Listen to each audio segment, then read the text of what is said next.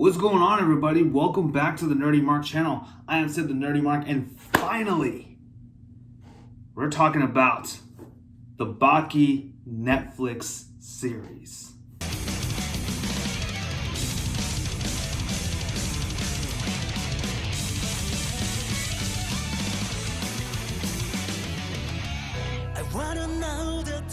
So, Baki debuted on Netflix in 2018. It is technically a ONA, which is a original net animation. That's what it stands for. Like I said, it is on Netflix, so if you do have a Netflix account, definitely go check it out there, or beg, borrow, steal from someone. I don't know. But anyway, so with that being said, this was interesting because it does pick up where the original Baki the Grappler anime left off, and it also adapts some of the chapters from the manga. Now, we have pretty much covered every other show and OVA in this whole Project Baki franchise, and now the only thing left to do is talk about the Baki Netflix series leading up to Baki Son of Ogre coming out later this year, or perhaps next year. They haven't really talked much about it ever since they first announced it. So with that being said, let's get into this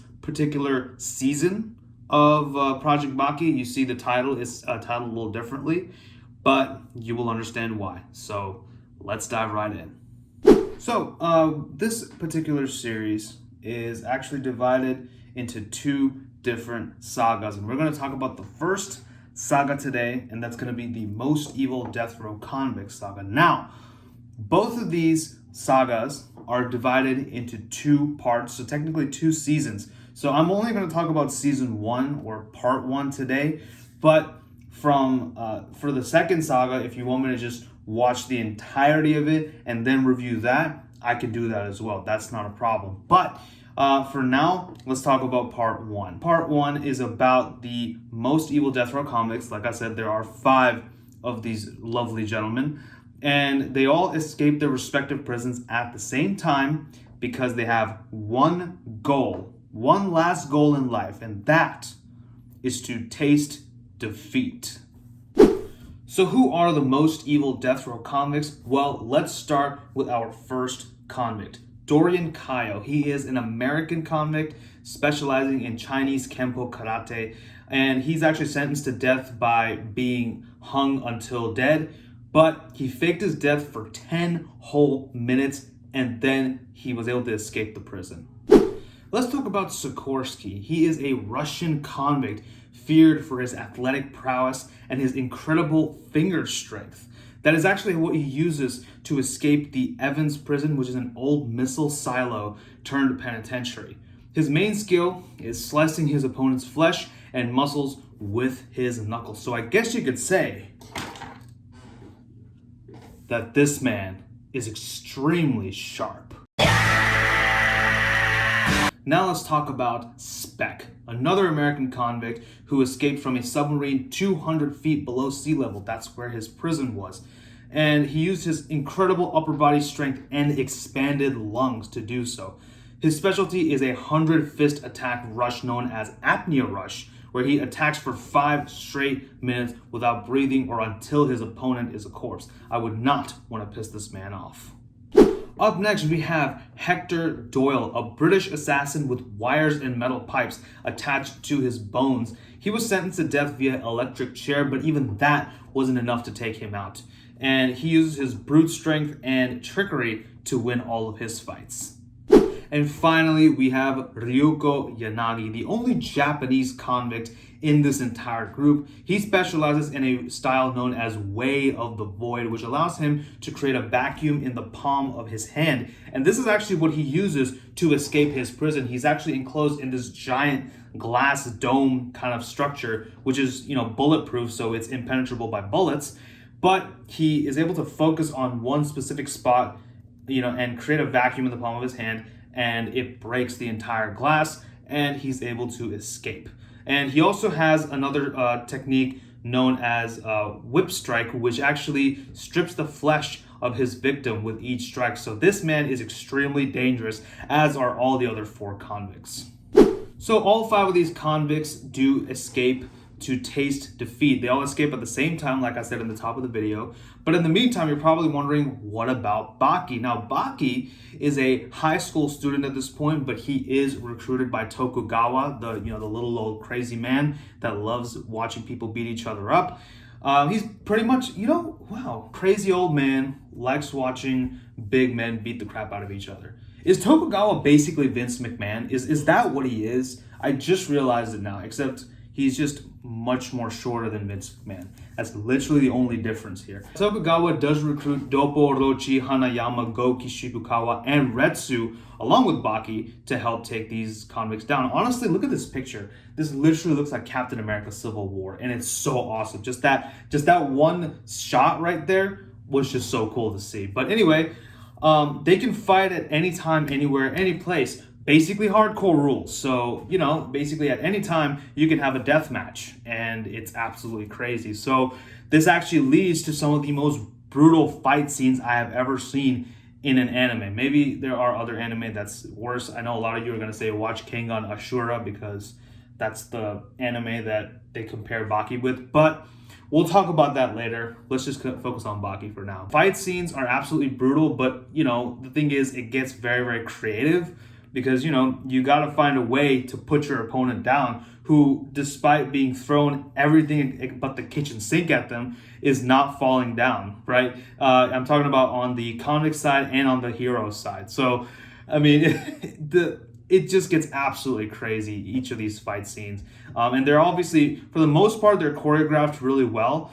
But only thing is, sometimes there's this 3D rendering that is kind of mixed in with it. I felt it stuck out like a sore thumb, and that was probably my biggest complaint with some of these fight scenes. However, like I said, a lot more brutal, a lot more creative than in the original Baki. But that's kind of what I gotta say about that for right now. Now, I did also want to talk a little bit more about the plot. Now, I did kind of say that the fight scenes were great, but I said that about every single show that we've seen, or OVA that we've seen in this entire franchise. Fight scenes, like I said, they're kind of go from 0 to 100 real quick throughout this entire show.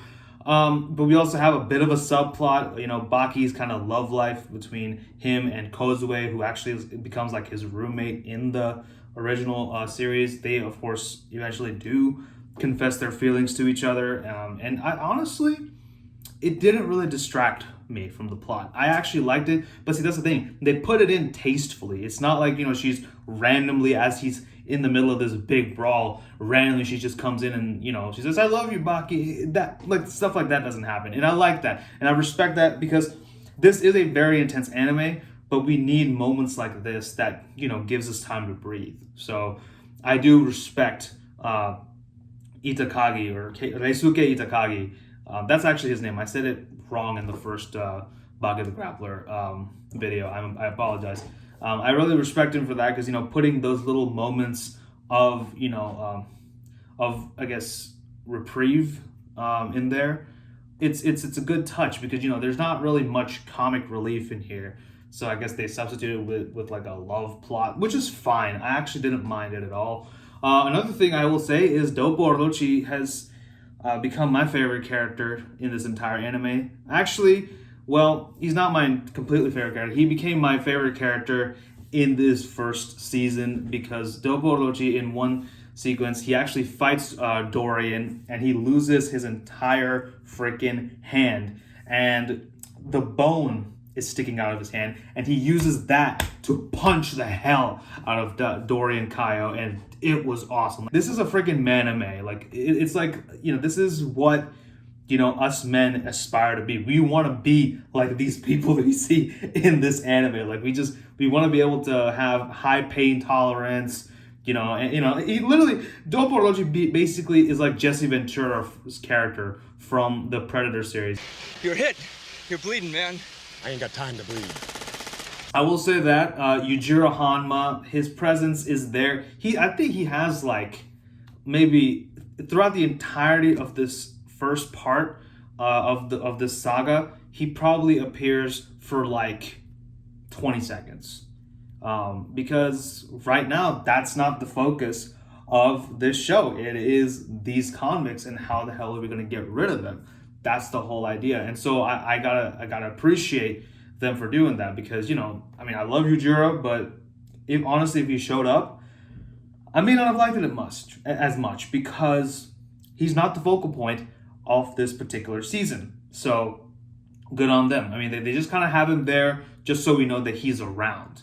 Perhaps in the future installments, maybe he'll say, I was always around and I was watching you and all that stuff. So, I mean, so that would be pretty cool. But I think that, like I said, the biggest thing, fight scenes, I already mentioned it. And, of course, the whole love plot. And, of course, Dopo Orochi being, like, my favorite part of this entire season. But that's really all I got to say about this show. Now, before we get into final thoughts and a final rating, I want to talk about one more character, and that is Baki Oliva. He is a well-to-do prisoner in Arizona State Prison in America. His cell is not even a cell. It's like a mansion. He has like some of the most expensive paintings all around. He's got a nice little lounge area where, in the fridge, he's got some of the finest champagne. He smokes hand-rolled cigars and all that good stuff. And that's because he's made a deal with the Arizona prison system to hunt down other criminals. So in other words, he's pretty much a bounty hunter, but he's still kind of doing time. He's still a criminal, but he's also doing time. But he's also helping the prisoners take down other criminals, which is interesting. Now, he doesn't have as much of a prominent role in this particular part of this saga, but I'm pretty sure in part 2, his role is going to be that much more significant. And I am pretty sure that he might become one of my new favorite characters after this, because he is absolutely badass. And I just, from whatever little bit we saw of him, that man is absolutely badass. He's almost bulletproof, really. Like, there's one in the last part, there's a scene where the guy he's hunting down, he tries to shoot Oliva, and like it's almost like the bullets almost bounce off of his body, or I think he absorbs them in his ginormous muscles. I mean, like that's absolutely crazy. And it's like this. They don't wear any protective armor, but it's like they've trained themselves so much and got themselves so muscular that normal attacks don't phase them. So you have to, like I said in the earlier, throw everything but the kitchen sink at all these people just to keep them down. And obviously that's something that I'm pretty sure as normal human beings we would love to have that power, but alas. I think Oliva and Yujiro should have a confrontation at some point. That would be really exciting, and that would be absolutely epic, and I would pay through my nose to see something like that. So overall, part 1 of the Most Evil Death Row Comics Saga really kind of just started to build up for me. I don't think that it was like, I can't really, review it as a whole. I probably shouldn't have done it, but I just wanted to put content out there on this channel and give you guys something. And but I think I made a decision for the next saga. I'm gonna watch the whole damn thing and then I'm gonna review it, because I didn't know what the format of this was gonna be. So I just thought it was gonna be season 1, season 2, season 3 to season 4. They'd wrap it all up in a nice little bow. But no, we actually have part 2, which picks up like right after part 1. So that was really cool. Like I said, we got introduced to a lot of the new characters. We got introduced to Oliva, who probably, like I said, is going to have a more prominent role. I think that part 2 is when this saga is going to really start getting into more juicier plot points. That's why I think this review may have been a little bit short, so I apologize for that. But so far, so good. So I'm actually not going to give a final rating until I watch the second part of this show, but it is still getting really good so far, and I'm looking forward to reviewing part 2 very, very soon. But until then, thank you all so much for watching. Don't forget to like, share, and subscribe. Follow me on social media. Tell your friends about the Nerdy Mark. Don't forget to hit that bell so that you're notified every time I upload a new video. Thanks again. Thank you for your support. I love each and every one of you. And this is Sid signing off. You guys take care. Bye-bye.